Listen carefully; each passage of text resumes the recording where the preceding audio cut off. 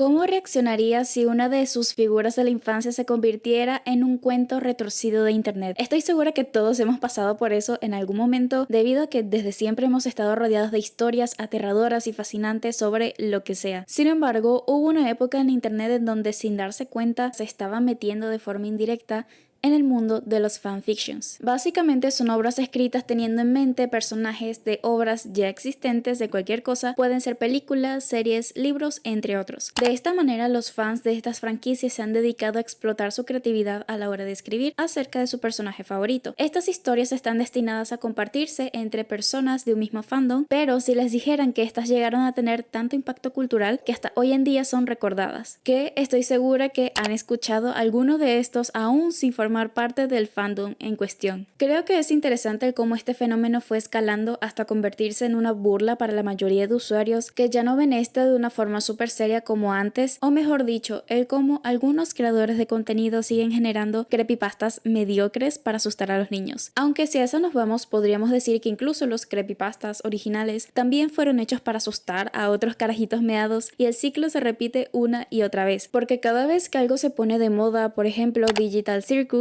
obviamente como los muertos de hambre que somos los creadores de contenido, vamos a sacar algún tipo de beneficio de eso, si es que está dentro de nuestro nicho. Pero me parece exagerado el cómo sobreexplotan este formato que suelen ser igual en todos los videos. Y es que en parte esa es la esencia de los creepypastas. Suelen ser relatos cortos que se solían compartir en foros o en blogs. Podríamos decir que eran historias de terror en el internet, que el objetivo principal de estos era choquear o asustar al espectador. El nombre creepypasta proviene del copy-paste que se hacían de todas estas historias, ya que aparentemente a la gente de antes le gustaba leer estas historias con ese poco de errores ortográficos, pero supongo que eso le daba el toque para que se vea mucho más misterioso. El meollo del asunto es que en gran parte querían convencerte de que estas historias eran reales o que pasaron en la vida real, entonces eso producía un miedo muchísimo mayor a los lectores, que podrían ser niños o adolescentes, que creían en estas historias que eran supuestamente completamente ciertas, así estén basadas en videojuegos o en productos de ficción. Su popularidad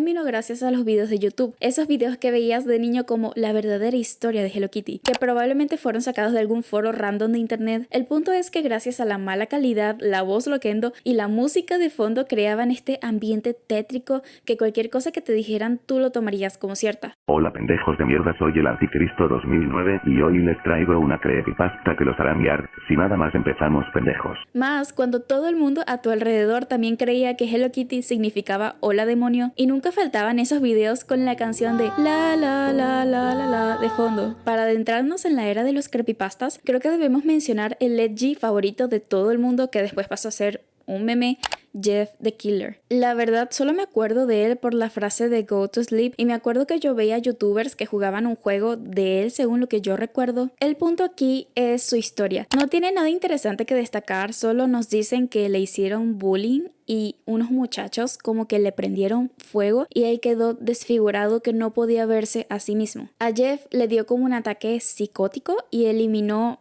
a toda su familia. ¿Qué tenían que ver ellos con eso? Pues ni idea, pero bueno, después viene y se corta los párpados y él mismo se talló esa sonrisa para siempre verse feliz, y de ahí viene el apodo de Jeff the Killer, quien siempre dice su frase vete a dormir antes de eliminar a la gente de este mundo. Y vamos a ser sinceros, el creepypasta en sí jamás fue la gran cosa, pero no sé cuándo ni por qué convirtieron a Jeff, que es un desvividor de personas que de seguro ni siquiera se baña y huele a ovo, en una especie de asesino sexy. Y sé que él no es el único, pero en vez de retratarse como la imagen aterradora que es, prefirieron sacarle su lado más tierno en cierta parte, y creo que es por el hecho de que se veía como un chico incomprendido por los demás y las muchachas estaban en plan yo puedo arreglarlo, yo puedo cambiarlo, cuando honestamente ese pelado se ve de todo menos como un asiático lindo como algunas lo dibujaban en internet, cuando la foto original era horrible en toda la expresión de la palabra. Pero supongo que las mujeres como que le queremos ver la belleza a todo por más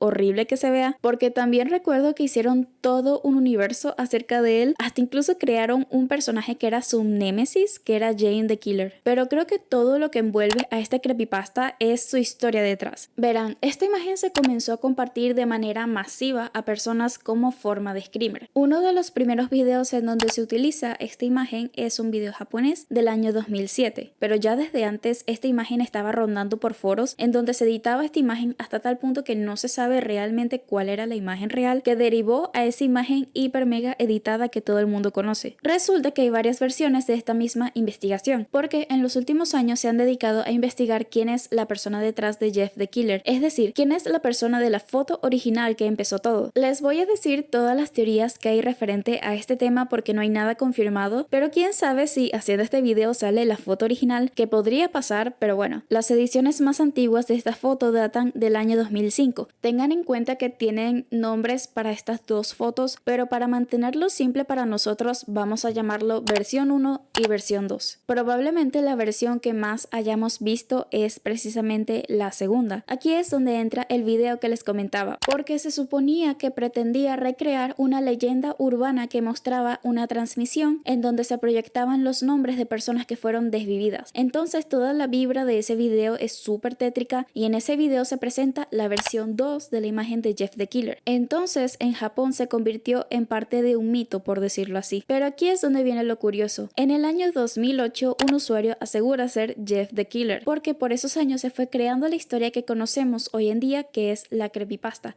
que se fue compartiendo por todos lados hasta llegar a YouTube. Sin embargo, mientras más fue creciendo la imagen y todo lo que representaba, se comenzaron a compartir historias de quién podría ser la persona de la foto original. La primera de la que se pensaba era una chica llamada Katie Robinson, quien había publicado sus fotos en 4chan a finales del 2008, y los usuarios le hicieron burla por su apariencia, que fue escalando hasta tal punto que le editaron a ella que ya no parecía ella misma, y salió una supuesta hermana de ella diciendo que había dejado este mundo por el acoso que le hicieron en 4chan. La investigación encontró que de hecho Katie no tuvo nada que ver con esto, ella ni siquiera es la persona de la que surgió la imagen editada que se comenzó a compartir en esos años. Además, cabe aclarar que no murió y que de hecho esa foto fue tomada de otra página web para hacerla pasar como si fuera ella quien subió esas fotos. Ahora, a partir de aquí es un poco engorroso porque después se comenzó a decir que la imagen surgió de una chica llamada Victoria, quien subía sus fotos a un tablero de 4chan, y de ahí la gente comenzó a editar sus fotos. Sin embargo, ya se sabe que estas versiones no son ciertas. La cosa está en que en 2023 se descubrió la existencia de una mujer llamada Mariko. Lo que llamó la atención fueron sus similitudes que tenía con las ediciones de las imágenes de Jeff, hasta tal punto que compararon sus fotos en donde se veían que compartían ciertas cositas con las fotos originales. Dicho esto, es extraño en cierta parte porque por lo que se sabe estas fotos no fueron publicadas por ella, sino por el novio que ella tenía en ese momento, que tomaba fotos como que documentando la pérdida de peso de esta chica, pero es un poco bizarro que publiquen esto en foros en donde la gente solamente va a burlarse de otros. Vamos a hablar claro,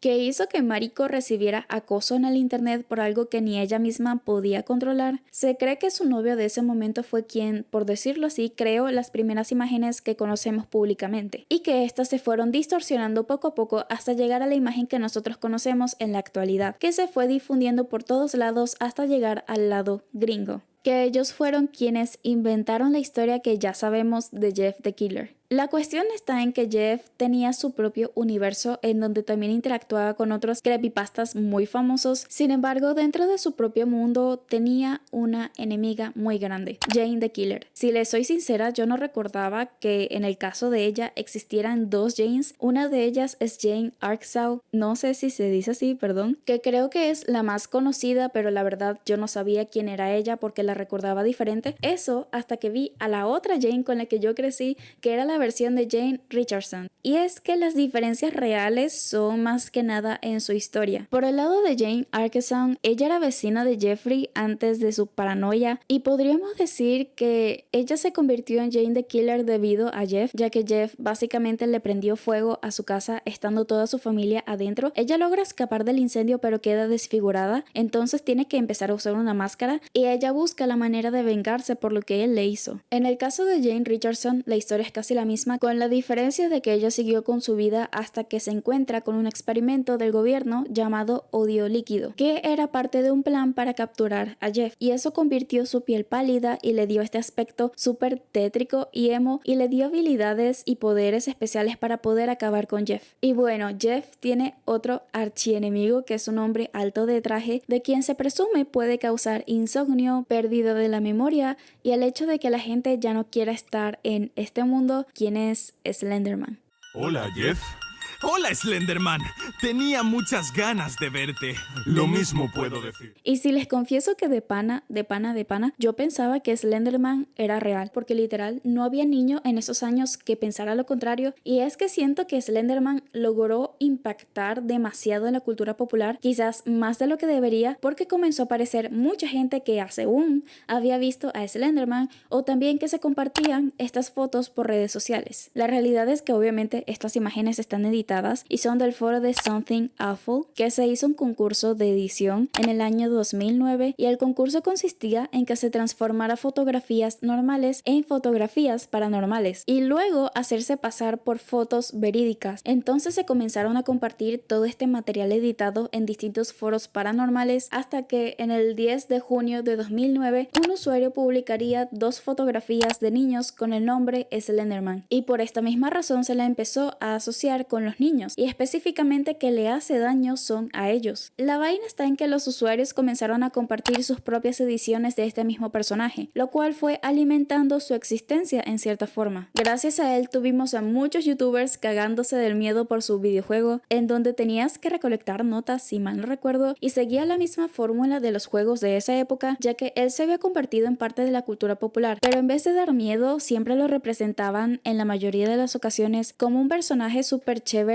y amigable, así como veían a Jeff como ese emo incomprendido que no sabe lo que hace. Pero aquí surgió un problema adicional, y es que como tanta gente insistía y perjuraba de que Slenderman era real, que él podía parecerse a los niños, etc., pues obviamente comenzaron a tener miedo con toda la razón del mundo, porque éramos niños en un ambiente en donde quienes alimentaban estos rumores era gente mayor a nosotros. Incluso recuerdo que una vez le llegué a asustar a un amigo mío diciendo que se le apareció Slenderman y todo, pero como niños o menores a veces es muy difícil separar la realidad de la ficción. En el año 2014, 2 niñas de 12 años respectivamente quisieron llevar el tema de Slenderman a otro nivel, en donde llevaron a otra niña a un bosque y ahí la lastimaron demasiado. Supuestamente hicieron esto porque él se los ordenó y querían complacerlo haciendo esto. Y es que un tiempo después se supo que una de las niñas tenía esquizofrenia, lo que pudo haber empeorado su condición y su juicio a la hora de hacer las cosas que hizo. Pero es que también hubo otro caso ese mismo año sobre este mismo tema de un adolescente que le hizo heridas a su propia madre, que hizo todo esto por un personaje que no existe. Y es que aunque creo que fue un error dejar a sus hijos sin supervisión en el internet, creo que ya para el momento en el que pasó todo esto era de conocimiento general que él supuestamente sí existía, pero sí creo que es perturbador el cómo una historia tan simple de un hombre sin cara y con traje que aterrorizaba a los niños se trasladara a nuestra realidad, pero de distintas maneras, porque aún sin él creo que estas personas igual cometerían los mismos errores porque ya contaban con las intenciones de lastimar a otros, solo que este mito urbano del internet se convirtió en el detonante para hacer lo que hicieron. Pero estoy segura que hubiera sido cualquier otro personaje o creepypasta que los hubiera impulsado a hacer esas acciones. Hablando de otros personajes, no puede faltar en este video Sonic.exe. Todo comenzó con la siguiente imagen, en donde se veía a Sonic con los ojos rojos, que por cierto no es el mismo Sonic, sino que son 2 entidades completamente distintas. O sea, es como el Sonic bueno y el Sonic malo, para que se den una idea. Esto conllevó que en 2011 se creara el creepypasta que todos conocemos. Una cosa importante que no he mencionado porque no les he puesto todas las historias completas de los creepypastas como tal, pero si recordarán, todas estas historias tienen la misma manera de contarse y cumplen con todos los mismos clichés. Por ejemplo, si se trataba de algún personaje de algún videojuego, siempre decían que se encontraron un cartucho maldito y que después de jugarlo ya no volvieron a ser los mismos. O se acordarán de las típicas frases tipo, pero no le di importancia,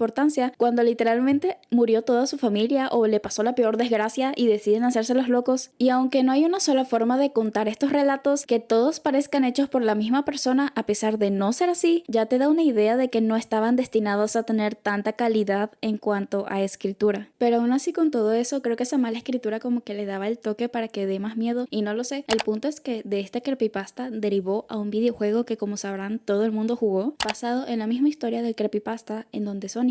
elimina a todos sus amigos y su popularidad fue tanta que esto no lo sabía, me enteré yo investigando, que incluso en años recientes la gente todavía recuerda esto y le hicieron un remake en 2021 con animaciones mejoradas y se nota un trabajo mucho más pulido a comparación del original. Sin embargo, y esta es solo una opinión mía, pero considero que estos remakes como que perdieron la esencia en el sentido de que se parece mucho a Poppy Playtime y quizás esta sea casualidad, quizás no. Solo digo que me da esa vibra porque por más que no sea completamente de mi gusto, puedo reconocer que hay esfuerzo detrás de él, y es que este creepypasta fue tan importante aún con las críticas que recibió en sus años, logró posicionarse a pesar de todo. Incluso la cuenta oficial de Sonic hizo alusión a este juego, incluso algunos lo tomaron como algo canon de que Sonic.exe realmente existe, aunque yo no considero que sea el caso. Siento que hicieron esto para hacer una referencia para los fans, nada más que eso. Por último, quiero hablar de uno de los personajes más icónicos dentro de este mundo, Herobrine. Herobrine se supone que es un personaje no jugable con los ojos blancos que se te aparecía de forma aleatoria en ciertos lugares específicos y solía destruir el mundo en el que jugabas si es que te llegaba a aparecer. Una de las primeras publicaciones sobre este avistamiento fue en un foro de Minecraft en donde se debatía sobre el tema como si fuera algo verídico, así como a su vez otros jugadores reportaron haberlo visto a pesar de estar jugando solos. Poco a poco se fue creando esta histeria colectiva entre las personas porque evidentemente el internet de antes es diferente al internet de ahora, entonces era más fácil que reportaran avistamientos y cuando proporcionaban pruebas la mala calidad ni siquiera te dejaba distinguir cómo se veía. Y es que desde ese momento la comunidad enloqueció. Comenzaron a sacar teorías de que podía ser Herobrine y la más conocida por el fandom era que de hecho Herobrine era el hermano fallecido del creador Notch, cosa que no era cierta, pero el rumor se fue alimentando porque todos quisieron sacar contenido sobre este tema, hasta tal punto que la comunidad convirtió este personaje que jamás existió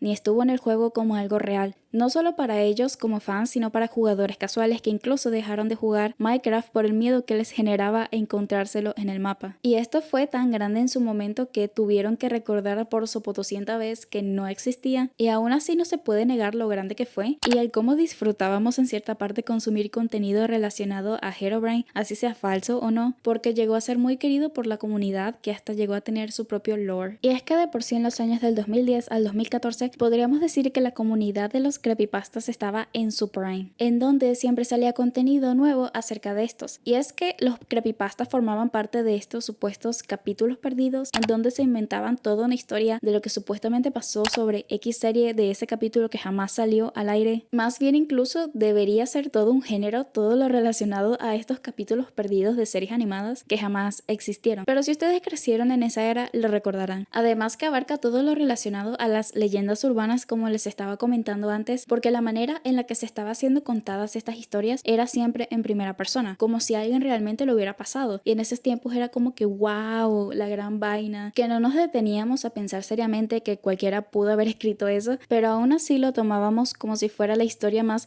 verídica del mundo porque la vimos en YouTube. Pero evidentemente todo lo que sube tiene que bajar, que es algo que algunos que formaron parte de estas comunidades no entienden, porque pasaron los años y ya la gente no conoce a estos personajes, porque perdieron relevancia. Quizás antes por el misterio se mantenía la gente interesada en esto, pero solo hay que tomarlos como lo que son, ficción pura, porque fíjense que se comenzó a hablar de que hubo una especie de decadencia narrativa a la hora de hacer creepypastas, porque le comenzaron a sacar creepypasta a todo lo que veían, hasta tal punto que se comenzó a ser exagerado porque antes era como que te querían vender que esta historia realmente pasó en la vida real y que fue adaptada a una serie, por ejemplo el caso de Phineas y Ferb, pero es que hoy en día es difícil que alguien vuelva a creer eso porque quiero pensar de que ya no somos tan inocentes como para caer en eso, y puedo entender que un niño lo haga y se asuste, pero ya después como que agarras calle, por así decirlo, y es poco probable que caigas en algo así. La realidad de esta situación es que nunca fue particularmente bueno a la hora de crear historias, porque si se ponen a leer van a encontrar muchos horrores ortográficos en estas, y supongo que tiene mérito aún así escribir sobre lo que sea, pero esto no implica que sea necesariamente bueno. Más bien el internet lo hizo ver mucho más grande de lo que realmente era, y eso no lo veo como algo necesariamente malo, pero hay que entender que ya no estamos en el 2014, ya esto no funciona para audiencias actuales, y creo que las molestias surgen porque hubo como una sobreexplotación de este concepto hasta tal punto que se volvió ridículo, porque estas historias ya no dan miedo, dan risa. Entonces no le veo el sentido sentido ni el propósito que se vuelvan a crear estas narrativas nuevamente, cuando para la gente común que creció con estas, para ellos ya están más quemadas que carne asada de borracho, porque aunque los niños de hoy en día sí están familiarizados con el terror, pero de manera distinta. Pero yo no creo que con la poca capacidad de atención que tienen las nuevas generaciones, no creo que quieran leer una historia medio larga escrita en primera persona por un random de internet, pero miren, considero que es mejor dejar las cosas en donde estaban, porque estoy segura que hay historias de terror buenísimas por ahí afuera que en teoría podrían considerarse creepypastas. Aún así, ya tantos años de este mismo concepto en todas las historias ya cansa, y es que pueden volver, pero tienen que adaptarse a otro formato para gustarle a las nuevas generaciones. Yo no sabría si considerar, por ejemplo, a los void memes como una nueva adaptación diferente a la que estamos acostumbrados, porque si se ponen a pensar este formato y en la manera en la que cuentan, las historias se parecen mucho, con la diferencia de que suelen adaptar historias que sí pasaron en la vida real, no tanto casos ficticios como pasaba antes. Pero díganme ustedes, ¿cuál era su creepypasta favorita si es que tenían una? ¿Tenían miedo de que realmente fueran reales? Estoy interesada en ver qué pueden decir al respecto, porque este tema es bastante denso. Quiero por último darle las gracias a los miembros del canal por apoyarme, que son quienes están apareciendo aquí en pantalla. Como ya saben, los miembros tienen beneficios exclusivos, como ver los videos antes, tienen emojis que pueden utilizar en los comentarios y suelo estar mucho más pendiente para responderles a ellos. Así que si quieren todos estos beneficios pueden unirse, y si no pueden hacerlo, una suscripción y un comentario es más que suficiente. Los quiero mucho. Bye.